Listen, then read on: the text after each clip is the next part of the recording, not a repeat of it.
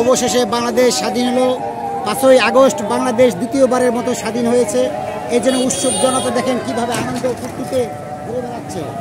উৎসব জনতা আনন্দ ফুর্তিতে ঘুরে বেড়াচ্ছে। পুরো ঢাকা সিটিতে ঠিক এইভাবে মানুষ দেখা যাচ্ছে। এটা গাবতলী এলাকা।